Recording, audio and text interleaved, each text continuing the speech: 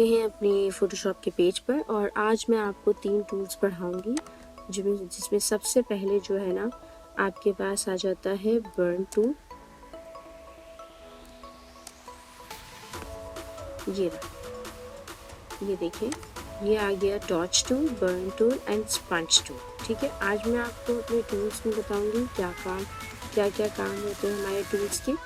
सबसे पहले हमारे सामने ये एक इमेज है जिस पे आपको नज़र आ रहा होगा कि इस इमेज के जो डार्क सर्कल्स हैं वो किस कदर वाज़ेह हुए हैं।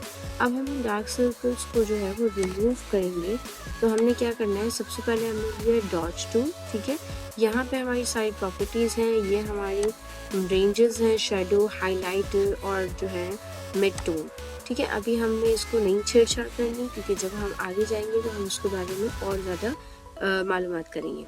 ठीक है, ये हमने डार्क सर्कल्स के एरिया पे रखा और हमने इसको इजीली आहिस्ता आहिस्ता से इसको हम रब करना शुरू कर देंगे।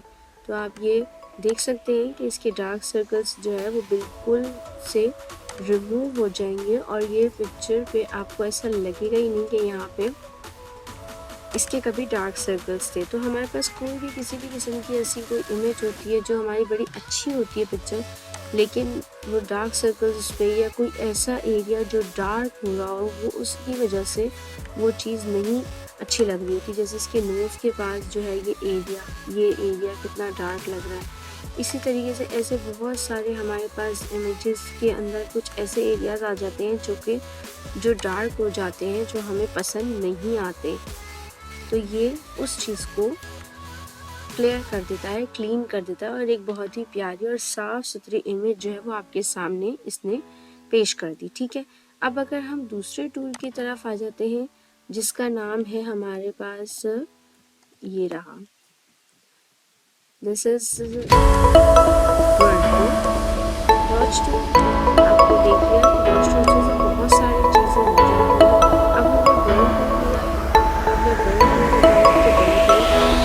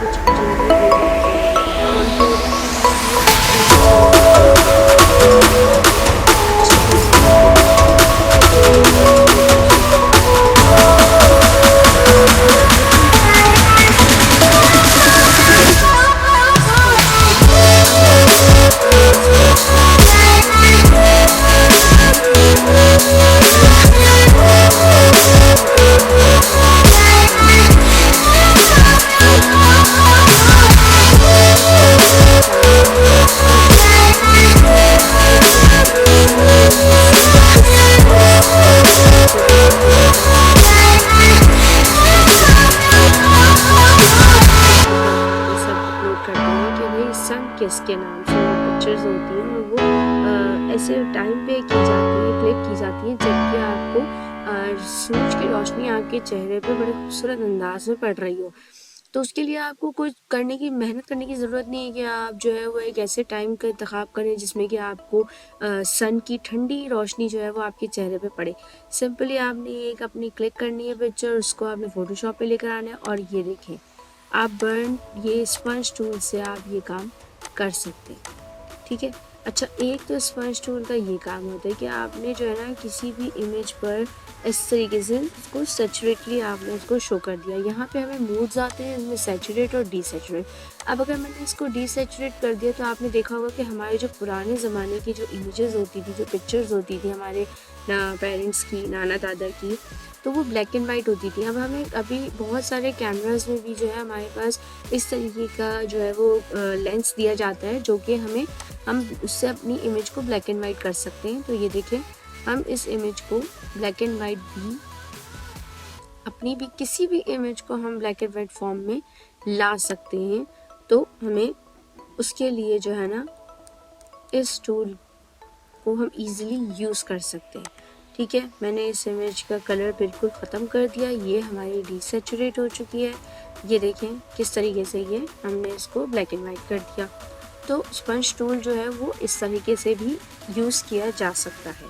ठीक है, तो आज मैंने जो है आपको अपनी क्लास में डॉज टूल, स्पंज टूल और बर्न टूल, इनके बारे में बताया। ठीक है, आज भी के लिए हम अपनी क्लास को इतना ही रखेंगे। देन इंशाल्लाह नेक्स्ट क्लास में मैं आपको कुछ और चीज़ें समझाऊंगी, कुछ और टूल्स, कुछ और इफ़ेक्ट्स। अगर आपको मेरी पिछली कोई भी जो है वीडियो में किसी भी किस्म की कोई बात ना समझ में आई हो, कोई इफ़ेक्ट ना समझ में आया हो, तो आप मुझसे पूछ सकते हैं। अब तक के लिए इतना ही, मिलते हैं।